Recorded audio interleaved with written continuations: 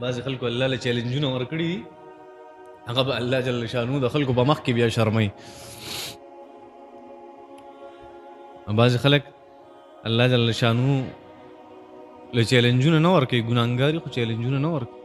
الله جل شانو به خپل رحمت سره په هغې باندې پردې راواچي د قیامت په ورځ وبې بخي.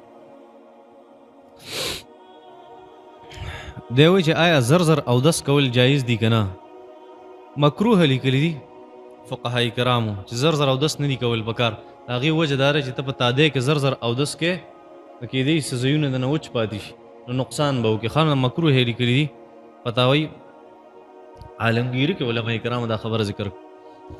د کاسمیټکس کاروبار جایز دی که نه؟ بالکل ښه دی، جایز دی. د سحر جمع چې ولاړی نو بیا بس په جماعت کې سنت کولی شو که نه شو کولی؟ ګوره یاد ساتئ ځان سره، نوافل او سنت دا خلک په کور کې کوي. ښه، دا صحیح طریقه چې نوافل او سنت دا خلک په کور کې کوي. دغه د نبی کریم صلی الله علیه وسلم طریقه وه.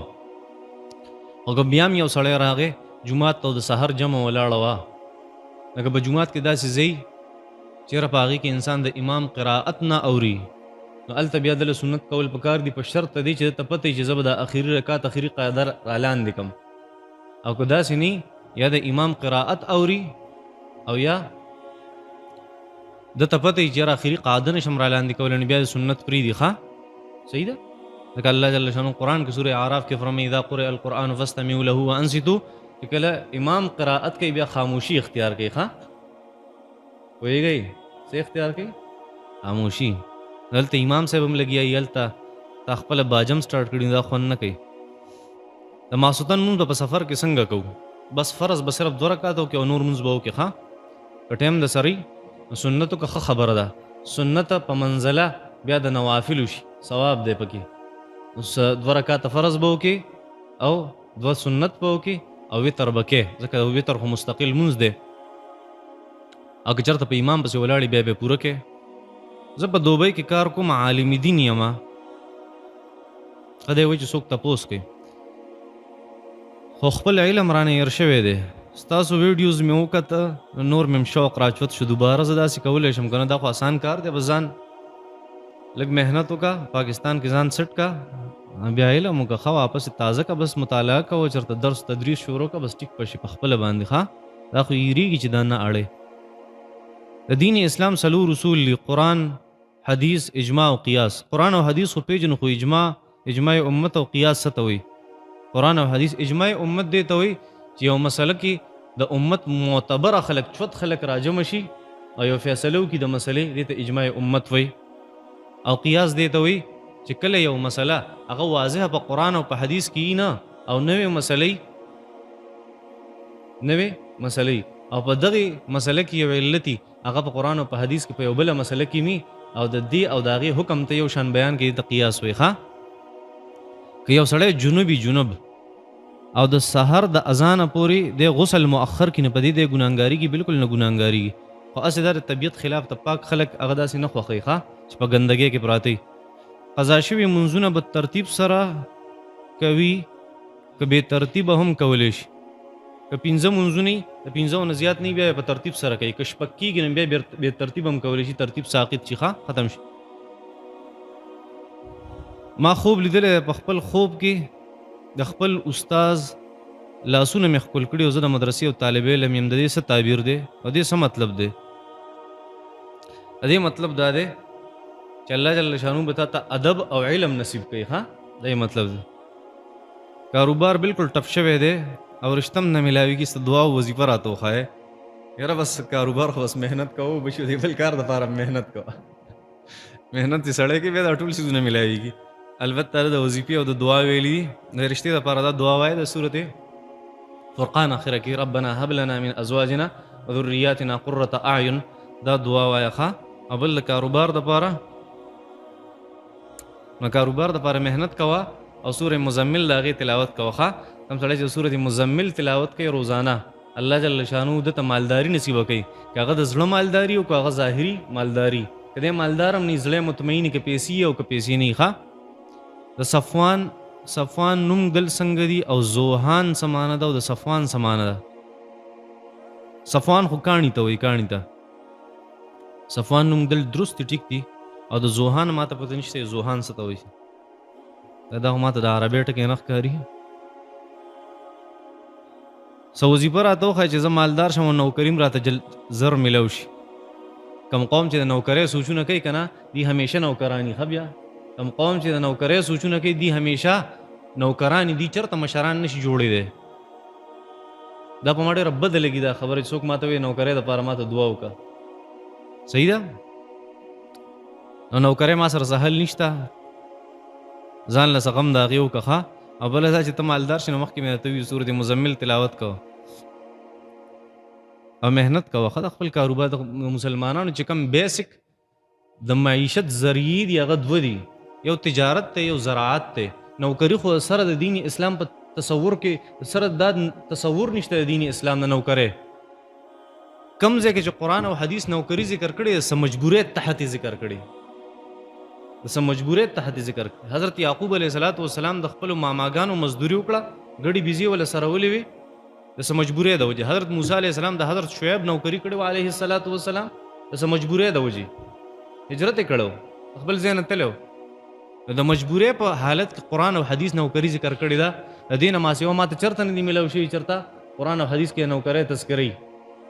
قرآن او حدیث کې یا د زراعت ذکر دی او یا د تجارت ذکر دی. او په دغه کې د مسلمان کامیابي د محنت پکې ښه. آیا داسې څه حدیث یا قرآني آیت شته چې په هغې کې دا لیکلي شیطان روزانه د سمندر د پاسه خپل یو مجلس او خپل تخت لګی او د نورو شیطانانو نه کارګزاري اوري؟ په بخاري شریف کې دا حدیث دی ښه. روزانه شیطان کچهري لګی، کچهري خپل یو تخت لګی او غیر چاپېره دا ټول شیطانان دي نه کارګزاري اوري. تا څه کړي تا څه کړي تا څه کړي. ایو ورته وایي ما په چا باندې زنا کړی وایي ما صنعت شیئا، وایي هېڅ نه دي کړي. تا څه کړي؟ ما په سړي شراب څه کړي، ما صنعت شیئا، تا هم څه نه دي کړي. تا څه چل کړی دی؟ ایو ورته وایي یاره ما خو څه خاص کار نه دی کړی، خو ښځه خاوند مې وجنګولو بس یو بل د طلاق ورک. هغه ورته تو کام کر گیا بیٹا ادھر آ، تا کار کړی را دلته ځان سره کښېنئ، دلته تا اصل کار کړی. ولې؟ شراب کې انسان کې خو د ذاته پورې دي، که زنا انسان کې د ذاته پورې. کله چې طلاق واقع راشي منځ کې دا خاندانونو ته اور لګوي، ځکه شیطان په دې ډېر خوشحالېږي ښه. دغه په بخاري شریف کې روایت دی. یو سړي یو ماشومه ساتلې وه او د هغې نکاح یې د چا سره په زبردستۍ کړې ده او هغه جینۍ اوس هم نه ده رضا. اوس څه وکړو؟ دا نکاح رسره شوې نه ده. د جینۍ له پکار دي کوم ځای کې خوښ یې هلته نکاح وکړي. یو سړی و هغه شادي شده و، هغه غیب شو ډېره موده. نو زمونږ د دیر یو قاضي صاحب فیصله وکړه چې دې نکاح هغه مونږه ختمه کړه او چې اوس دا جینۍ کوم ځای کې غواړي ځان له نکاح کولی شي. دا جینۍ چې دې نکاح د ختمېدو نه پس عدت تېروي نو کم عدت به تېروي؟ 4 میاشتې 10 ورځې به تېروي ښه. ځکه چې دا کم خاوند دا قاضي فیصله کړې ده چې دا خاوند د دوی اوس نشته ورک شوی دی، نو دی به په حکم د هغې سړي شي چې لکه د فیصله به دا وشي چې دی مړ شوی دی. او کم سړی چې مړ شي نو ښځه یې څومره عدت تېروي؟ والذین یتوفون منکم ویذرون ازواجا یتربصن بانفسهن 4 اشهر و10. زمونږ د زنانو رواج دی چې ته غم خادی له ځي یو بل له پیسې ورکوي. کله ناکله یو زنانه سوچ کوي چې دې 100 روپۍ راکړي زه به 200 ورکوم، داسې کول څنګه دي؟ په دې کې خو سود نه راځي. داسې ضروري نه ده. البته که د یو بل سره داسې کوي دې ته د احسان معامله وي، دې ته سود نه وایي ښه. هل جزاء الاحسان الا الاحسان. زما شهوات ته کنټرول نه بار دي. یو پیر صاحب له تللی وم، هغه عالم هم دی، هغه راته دا وایي چې په خانقاه کې چله ولګوه یا روجي نیسه، دی صحیح علاج دی. داسې کول دا سره عالم نه دی چې داسې خبره یې کړې. د شهواتو علاج هغه واده دی. څه دی؟ واده. یو سړی وږی شوی دی او ته ورته د قرآن تلاوت وکړه، دا د انسان عقل مني؟ یو سړی تږی شوی او ته ورته اوبه مسکه د قرآن تلاوت وکړه او 10 رکعته نفل وکړه، دا ستا عقل مني؟ د شهواتو علاج څه شی دی؟ واده کول. د شهواتو علاج چلې نه دي ښه چې په خانقاه کې چله ولګوه. دا دویم علاج دی نه، دا نبي علیه الصلاة والسلام اسې عارضي علاج ښودلی و. نبي علیه الصلاة والسلام فرمي یا معاشر الشباب من استطاع منکم الباءة فلیتزوج. بخاري شریف کې روایت دی. اے نوجوانانو په تاسو کې چا وس کېږي نو ځان له واده وکړي. ومن لم یستطع چا وس نه کېږي فعلیه بالصوم، علیه بالصوم، نو بیا د روژه ونیسي. عارضي او علاج ورته وښودو چې کله ناکله په انسان داسې حالات راځي چې زر واده نشي کولی، نو عارضي علاج دا دی چې روژه نیسه. ښه نو دا خو ما ته عالم نه ښکاري، صرف پیر راته ښکاري. وصلی الله. انی اريد ان تبوء باثمی واثمک فتكون من اصحاب النار وذلك جزاء الظالمين. فطوعت له نفسه قتل اخيه فقتله فأصبح من الخاسرين. فبعث الله غرابا يبحث في الأرض ليريه كيف يواري سوءة أخيه قال يا ويلتى أعجزت أن أكون مثل هذا الغراب فأواري سوءة أخي فأصبح من النادمين. صدق الله العظيم. اللہ جل شانہ فرمائی چې حابیل هغه وی چې انی بشک زه اریدو غواړم ان تبوء، ان دا خبره تبوء چې ته اختشي باسمی زما په ګناه و اسمک او په خپل ګناه، فتکون پس شیبت من اصحاب النار د جهنميانو نه، وذلك او دا جزاء الظالمین، وذلك او دغه جزاء بدله د الظالمین د ظالمانو. فطوعت پس اماده کو، فطوعت بس آسان کو، فطوعت بس زړور کو، له د د پاره نفسه د ځان، نفسه د نفس، قتل اخیه د خپل رور قتل، فقتله بس هغه قتل کو، فاصبح پس د شو من الخاسرین د زیانکارونه د تاوانیانو نه. فبعث الله پس الله راولیږو غرابا مارغه، یبحث چې کنلې کول په خپله مخوکه باندې فی الارض په ځمکه کې، لیوریه چې اوښی دی قابیل ته، کیف سرنگی یواری پټ کی دے سوءت اخیه د خپل رور اغلاش. قال اوی قابیل یا ویلتا اے افسوس، عجزتو زر وغورځېدمه ان د دې خبرې نه اکونه چې زه شم مثل هذا الغراب د دې مارغه په شانتې، فاواري چې زه پټ کم سوءت اخی د خپل رور اغلاش جسم، فاصبح شو دا قابیل من النادمین د پیمانه خلقونه. دا پرون واقع تاسو ته ما کړې وه چې آدم علیه السلام دوه بچیو، یو بچی ولګېدو بل قتل کو. دا هغه قتل بحث نن الله جل شانو فرمایي. پرون د قتل نه مخکې چې دی کومه مکالمه شوې وه په خپل منځ کې، یو بل سره خبرې کړې وې، هغه خبرې الله جل شانو ذکر کړې وې، او وجه د هغې خبرو وجه د قتل الله جل شانو ذکر کړې وه. نن الله جل شانو د دې خبرې تذکره کوي چې قتل ته نږدې یو خبره شوې وه د قابیل او د حابیل په منځ کې. هغه دا وه چې قابیل د مشر رور کشر رور ته وی چې انی د کشر رور د مشر ته وی چې انی اريد ان تبوء باثمی و اثمک. د کشر وی چې زما خو خدار چې ته په خپل ګنام اخته شي او زما په ګنام اخته شي، خو زه ګناه نه کوم، زه تا ته لاس نه درچوم. دا د کشر رور وی، دا هغه د خپل مشر رور سره د رویې هغه تذکره کوي الله جل شانو چې د مشرانو سره خلک خبرې څنګه کوي، د مشر رور سره خلک خبرې څنګه کوي. د کشر وی زه دا نه غواړم چې تا ته لاس درواچوم، زه دا نه غواړم چې تا قتل کم، زه دا غواړم چې ته په خپله ګنام اخته شي، زما په هغې م اخته شي. یو مسلمان چې د خپل ځان دپاره څنګه ګناه نه غواړي، دغه شان د بل مسلمان دپاره به هم نه غواړي، ناروا دي. د بل په ګناه باندې به هم دی رضا کېږي. نه څنګه دا کشر رور وی چې زه دا غواړم چې ته زما په خپل ګناه اخته شي. هغه په خپل ګناه کې نه ته دا ولې غواړي چې زما په ګناه دې دې اخته شي. او دغه نبی کریم صلی الله علیه وسلم په خپل دعاګانو کې فرمایل چې خدایا ما د چا د ګناه د پاره سبب م جوړوي، ما د چا د ګناه د پاره سبب م جوړوي. زموږ والد محترم رحمت الله علیه موږ ته فرمایل چې تاسو کله جمعات ته راځئ، دا د بازار جمعات دی، نو ستاسو چې کوم پیزار دي دا صفا کوئ او د صفایۍ نه پسې بیا ځان سره جمعات ته راوړئ. دننه چې کوم ریکونه دي په هغې کې ایږدئ، شاته پیزار مه پرېږدئ. ولې؟ یو سړی به ستاسو نه پیزار پټ کي، یو سړی به ستاسو نه پیزار پټ کي، او د دې پټولو او د غلا دا موقع ورته چا ورکړې ده؟ تا ورته ورکړې ده.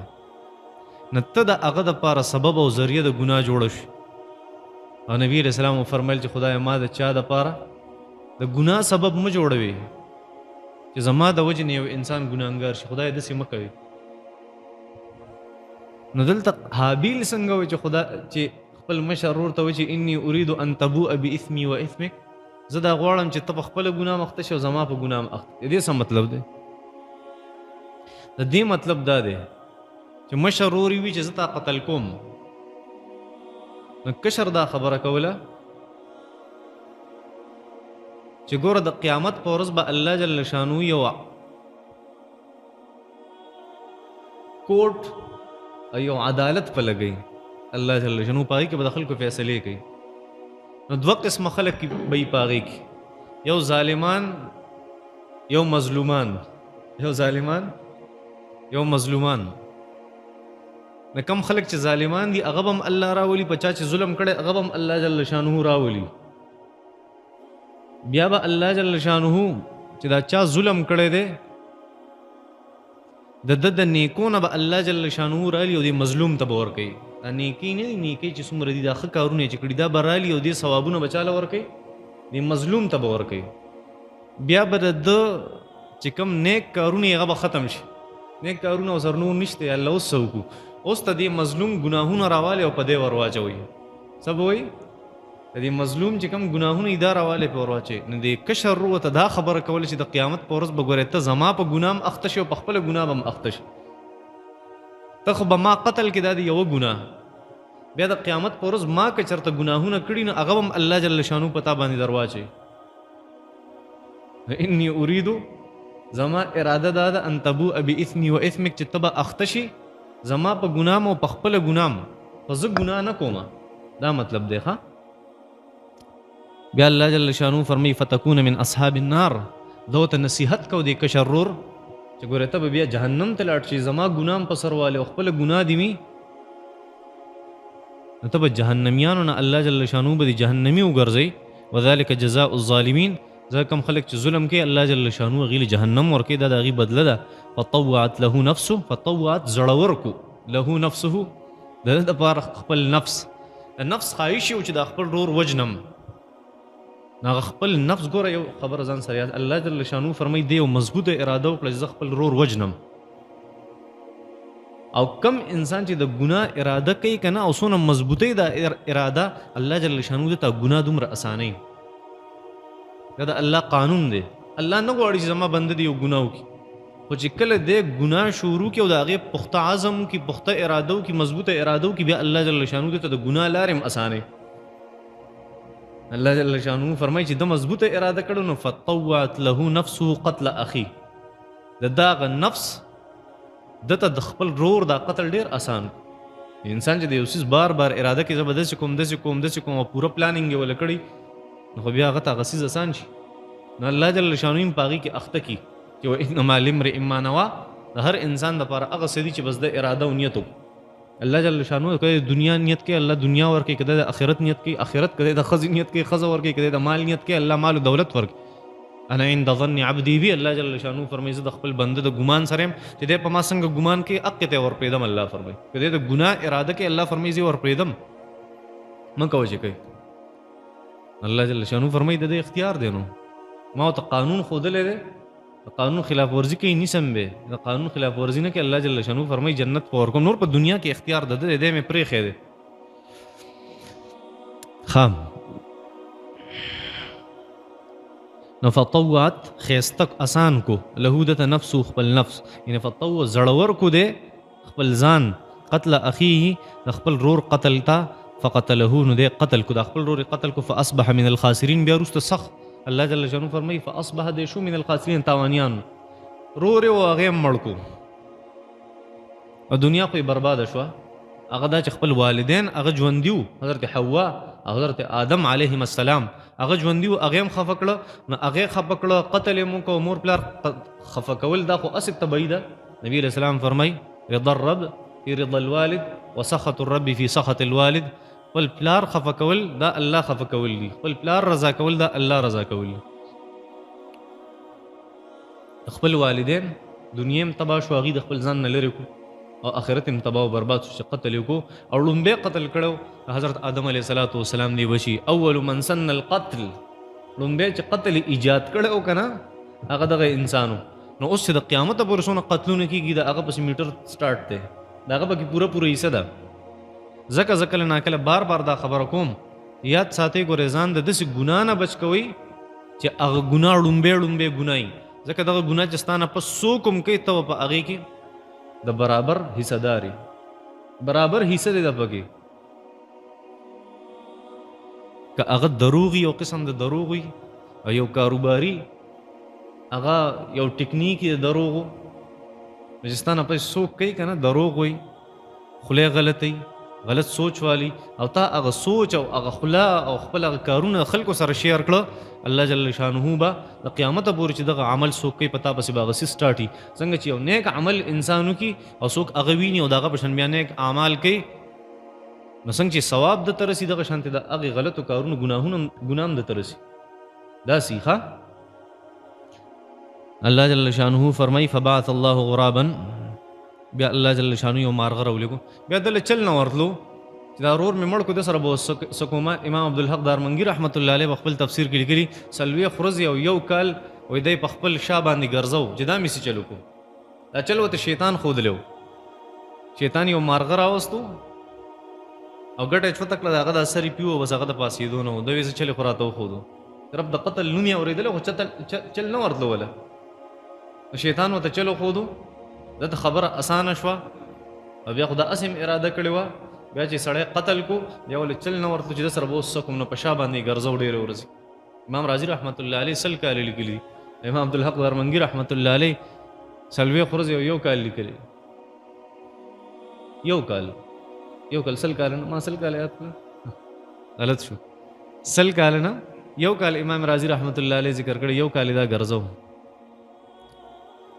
بیا عجیبه چلو شو کله چې دا یو ورو لګي دو بل قتل کو د دین مخ کې په کائنات کې الله جل شانو مفسرین حضرات فرمای امام خازن رحمت الله علیه لیکلی په خپل تفسیر کې او ډیر نور مفسرین هم دا خبره ذکر کړي چې کله دی یو ورور دا بل قتل کو د قتل نه مخ کې په کائنات کې دا څومره بوټي چې دا ونه چې دا خوږي وي دا پدې کې دا صلاحیت چې خلکو به استعمالولې ډایرکټ بیا چې کله دا قتل شو الله جل شانو دا بوټي دا مختلف کړه سب بوټي هغه ازغیدار شو کانډې پکې پیدا شو ستراخ شو ستراو شو دینه مخ ټول هغه داسیو. زموږ والد محترم رحمت الله علیه بس فرمایل اغي بوي و د آدم علیه السلام بچي یو قتل کو ټول دنیا فروټ او ټول دنیا بوټي هغه خراب شو نن سبا چې کوم قتلونه کیږي ماحول باندې به اثر غورځي کې بنه غورځي نن سبا چې د عام خلکو نواله د لاندې نه د علماء کرامو پورې د خلکو قتل هغه جاری دی ماشومان خلکو قتل کړل په سکولونو کې زنانه خلکو قتل کړي بے گناہ خلق قتلیږي روزانه قتلیږي د دې په ماحول څخه اثر نه بیا مونږ وایو حکومت دسه دی نه حکومت سم نه دی کړي ښا چې څه کړي دا مونږ کړي دي د ماحول خلقو کړي دي د معاشري کړي دي بیا دا نه وي ځکه نبی علیہ الصلوۃ والسلام مبارک فرمایل څنګه تاسو مشران ما غشان دي تاسو ټیک شه مشران بټی کی خبره مې دا کوله چې آدم علیہ السلام مبارک په دغه زمانه کې په حج کې امام خازن رحمت الله علیه لیکلي په حج کې آدم علیہ السلام حوا علیہ السلام مسره یو تیز هوا راوال وته، تیز هوا راوال وته، تور سیلې راوال وته. آدم علیه السلام ته پته ولګېد د پیغمبرو چې څه چلو شو په دنیا کې، څه چل شوی. واپس راغی آدم علیه السلام، دوی ته ویل دا څه چل کړی دی، ستا ورور څه شو؟ وایي ما ته څه پته ده، ما ته پته نشته څه شو. ناصفا صفا وایي تا قتل کړی، ته ښکلی وي، تک سپین وي، او ستا په مخ باندې ما ته د ګناه اثرات ښکاري، ستا په مخ باندې ما ته د ګناه اثرات ښکاري. بس هغه د هغه ځای نه وتښتېدو. دا قتل په کوم ځای کې شوی؟ مختلف اقوال دي په دې کې، او څه تحقیقي دي او څه چا تحقیق نه دی کړی، بلا تحقیق یې خبرې کړي. بعضې خلک وایي چې دا د غار حرا سره خوا کې شوی، د غار حرا سره خوا کې. او بعضې علما کرام فرمایي چې دا په بصره کې شوی، بصرې چې کوم لوی جومات دی د هغې سره خوا کې شوی. او بعضې علما کرام فرمایي چې دا په هندوستان کې شوی. او بل یو قول دی پکې چې کوم تحقیقي قول دی، هغه وایي چې دا دمشق چې کوم جبل قاسیون دی د هغې سره خوا کې دا قتل شوی. ځکه دمشق ته دمشق وایي. دمشق څه ته وایي؟ شراب الدم، د اینې اوبو ته څه وایي؟ دمشق وایي. نو اوس هم هغه ځای موجود دی په دمشق کې، او خلک وایي چې دا په یو زمانه کې هغه د خلکو رومنس چې کومو د هغې خلکو د هغې عبادتګاه هم تېره شوې وه چې هغې به هلته عبادت کو په هغه ځای کې. په یو غر کې دی، یو سمسته شانتې ده، په هغې کې دا قتل شوی. خیر به هر حال زموږ خبر دا ده چې سړي قتل وکړو، بیا ولې چل نه ورتنو. الله جل شانه دوه مرغان راولېږل، یو هغه بل قتل کو، بیا په ځمکه راوکنله، هغې پکې پټ کو. نو دی وی اوهو زه دومره راوغورځېدمه چې الله جل شانه یو کارغه زما نه چوت کو. کارغه له چل ورځي د خپل لور دفن کولو، ما له چل نه راځي د خپل لور. الله جل شانه فرمایي بیا ستومانه خو کار شوی و. ښه دا هر ګناه دسي یاد ساتئ، هر نیکی مشکل ای خو د هغې نه پس انسان ته یو سکون او راحت رسي، او هر ګناه هغه په ابتدا کې د راحت او د آرام نه ډکوي، په ټول عمر بیا انسان ستومانه وي په هغې باندې چې دا ما څه چل کړی دی. دا فارموله ځان سره یاد ساتئ. بس په ګذار